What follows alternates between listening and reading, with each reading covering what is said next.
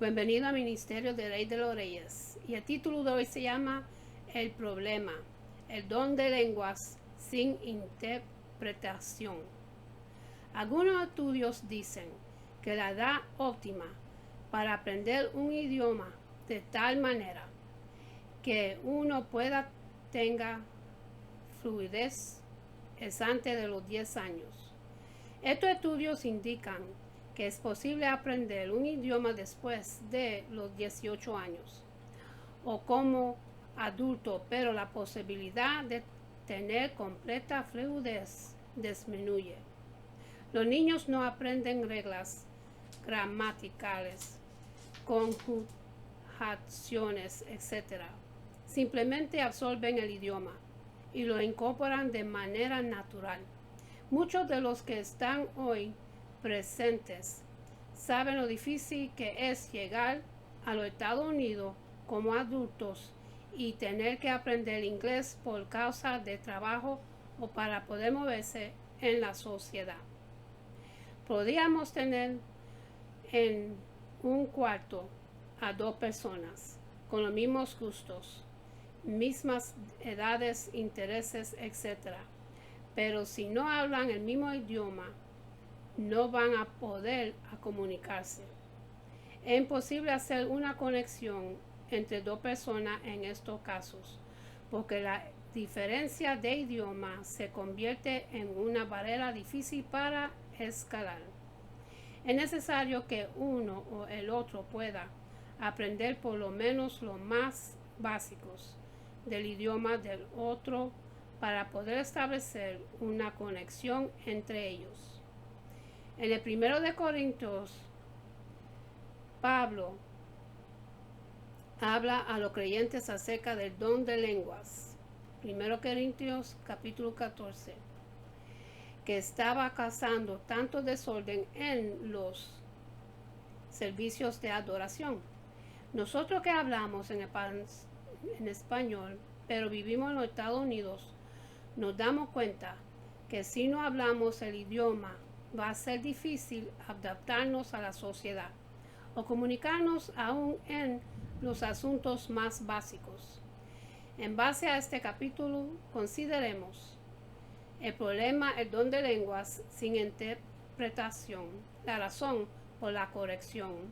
Buscamos la edificación de los demás. La razón, la edificación de los demás. El problema del don de lenguas sin interpretación. Recordemos que los creyentes de Corintio estaban muy entusiasmados con los dones del Espíritu Santo, sobre todo con los dones más espectaculares como el don de milagros, el don de la fe, el don de lenguas, el don de discernimiento de espíritus y etc. Pues ahora vemos que Pablo, por inspiración del Espíritu Santo, escribe este capítulo a la iglesia para corregir su sobreénfasis en cuanto al don de lenguas. Los creyentes en Corintio habían elevado al don de lenguas a un lugar indebido. El don de lenguas lo vemos manifestado en el libro de Hechos capítulo 2, cuando los discípulos fueron llenos del Espíritu Santo, de tal manera que empezaron a hablar en distintos idiomas que no habían aprendido. Así que cuando Pablo escribió a los corintios, este don todavía se practicaba, estaba activo en la vida de la iglesia. En los servicios públicos de adoración, de repente los creyentes empezaban a hablar por el Espíritu Santo idiomas que no habían aprendido. Eran idiomas que ellos no habían aprendido, pero nos daremos cuenta que nadie de los presentes hablaba los idiomas que se estaban hablando. Esto lo sabemos porque el énfasis es que nadie lo entendía. Pablo describe la práctica de este don en el 1 de Corintios capítulo 14 versículo 2.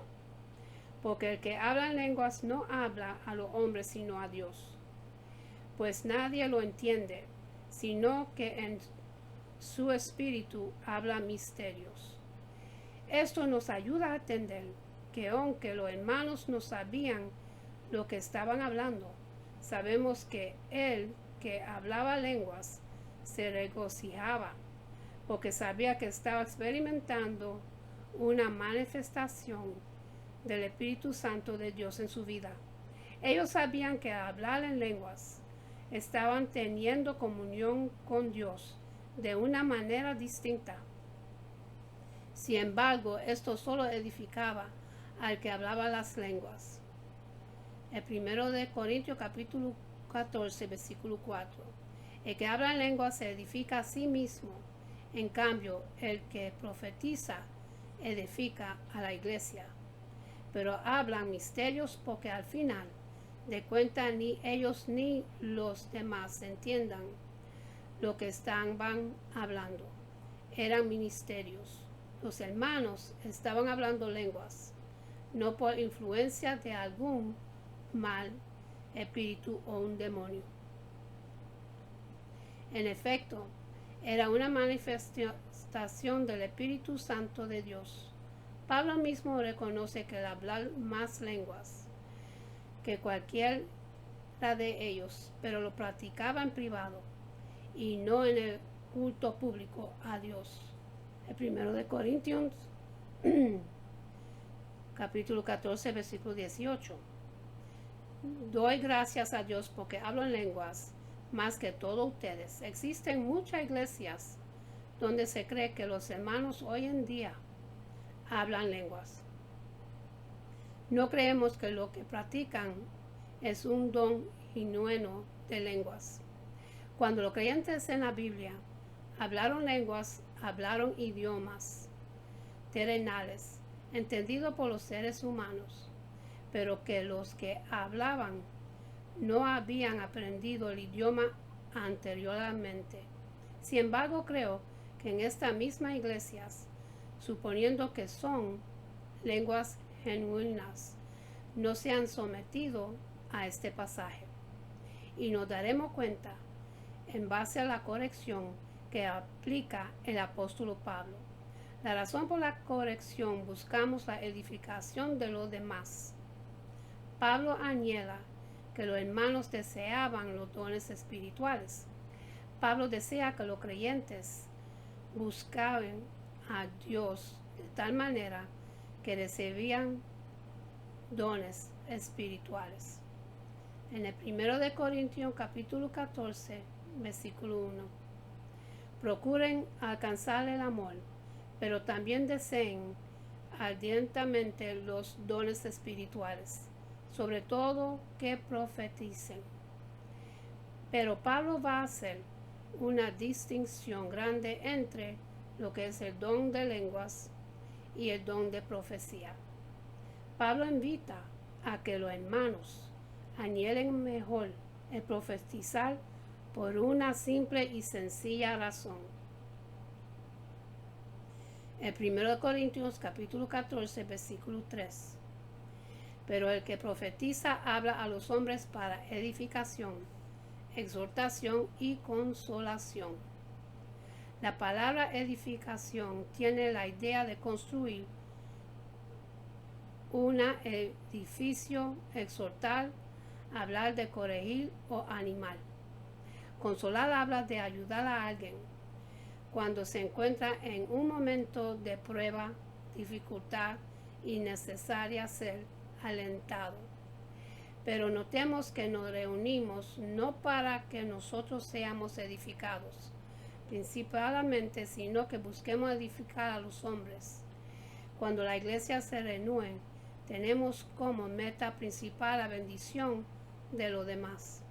A buscar yo la bendición para los demás, yo mismo vengo a ser bendecido.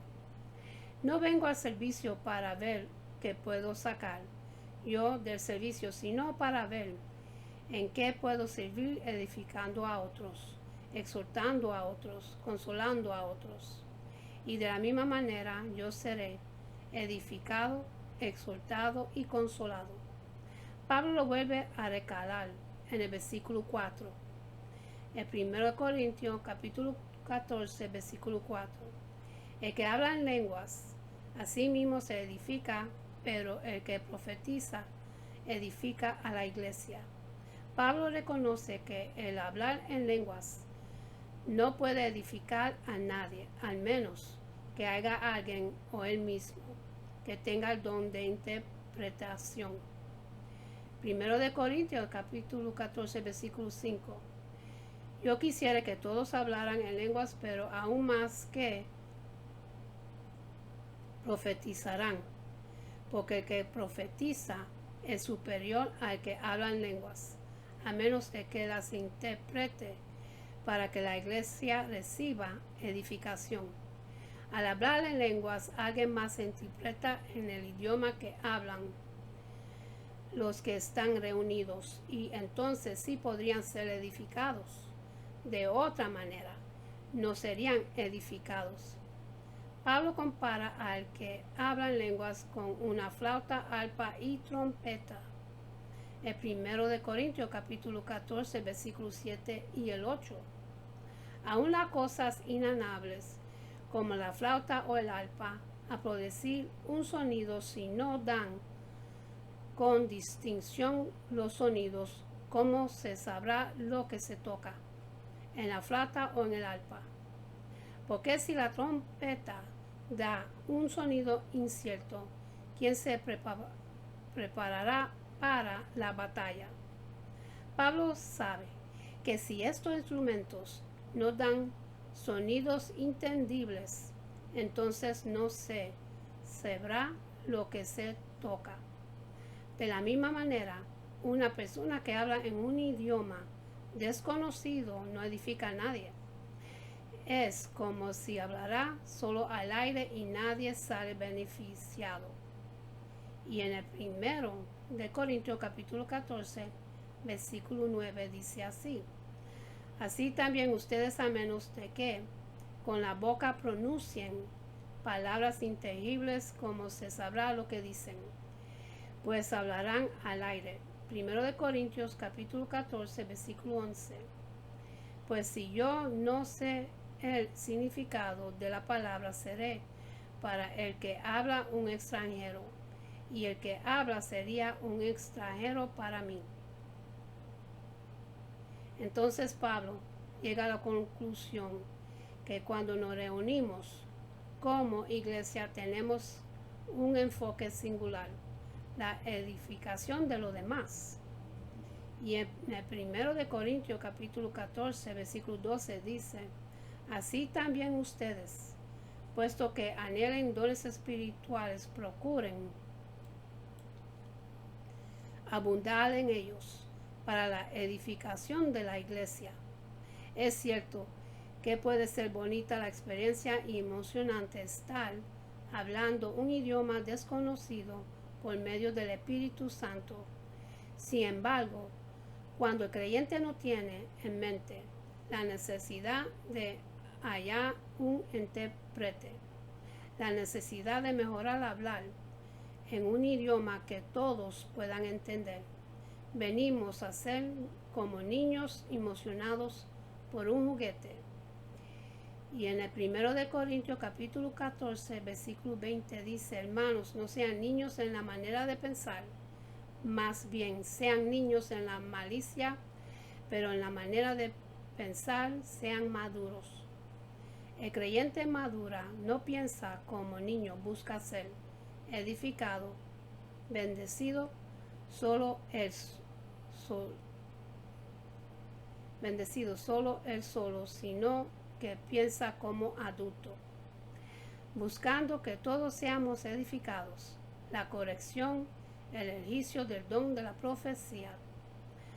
Uno podría decir, bueno, este sermón sería bueno practicarlo en una iglesia donde la gente habla en lenguas, como lo era en la iglesia de Corintio, para que predique este sermón aquí. Nunca hemos escuchado a alguien hablar lenguas en esta congregación, y menos cuando creemos que este don cesó en tiempos de los apóstoles. Creo que es de suma importancia este sermón, porque cuando nos reunimos como iglesia, nuestra meta sigue siendo la misma, buscar la edificación de los demás. Cuando nos reunimos como iglesia, buscamos ser edificados, buscamos ser exhortados, buscamos ser consolados. En tiempos de Pablo, este propósito se lograba mediante el don de profecía. Dios mismo plantaba una palabra en alguno creyente para que declarara su palabra a los demás. No olvidemos que los creyentes del primer siglo no tenían Biblias. Si acaso tenían acceso a una porción de las Escrituras, era el Antiguo Testamento, ya que el Nuevo Testamento estaba aún siendo escrito. Esto quiero decir que el pueblo de Dios dependía en gran parte sobre el don profético, mediante el cual Dios les hablaba por diversas personas en la congregación de acuerdo a lo que ya había sido revelado. Así que cuando nos reunimos, ¿cuál es el momento más importante de nuestra reunión? El momento central de un servicio en una iglesia evangélica es el momento en que se expone la palabra de Dios. El predicador ha estudiado el pasaje bíblico, ha leído su contexto, ha considerado quizá los idiomas originales, ha leído comentarios, ha comparado las referencias cruzadas, ha estudiado la teología y doctrina del pasaje. Y ahora se para detrás del púlpito para decir así, dice el Señor. No lo hace como alguien que ha recibido nueva revelación. Más bien ha estudiado la palabra revelada de Dios y ahora con la ayuda del poder del Espíritu Santo, exponer la palabra de Dios a los oyentes para que seamos edificados, exhortados y consolados. ¿Cuántas veces hemos estado en un servicio donde nos encontramos desanimados y Dios nos levantó? ¿Cuántas veces el pastor ha hablado de una manera tan directa que parece que escribió ese pasaje precisamente para nosotros? ¿Cuántas veces hemos salido del servicio tras escuchar la palabra de Dios con nuevas metas, nuevos sueños, nuevos deseos de servir a Dios? Esto lo hace Dios cuando el predicador ha sido fiel en exponer la palabra de Dios. Por eso que el predicador debe ser claro, conciso, directo. Algunos predicadores hablan mucho y dicen poco. Otros predicadores demuestran por sus muchas palabras que no han estudiado y realmente no tienen un camino claro o una idea clara de lo que dice el texto bíblico. Rogamos a Dios que los predicadores pongan el mismo empeño que los músicos ponen en preparación, en preparar el tiempo de cantar durante el servicio. Rogamos a Dios, que veamos el tiempo de la palabra de Dios como el momento central del servicio de adoración, y así vemos el mover del Espíritu Santo como el que escribe Pablo. En el 1 de Corintios capítulo 14, los versículos 23 hasta 25, dice así: por tanto, si toda la iglesia se reúne y todos hablan en lenguas, y entran algunos sin ese don, o que son incrédulos, no dirán que ustedes están locos. Pero si todos profetizan y entran un incrédulo o uno sin ese don, por todos sería convencido, por todas sería juzgado.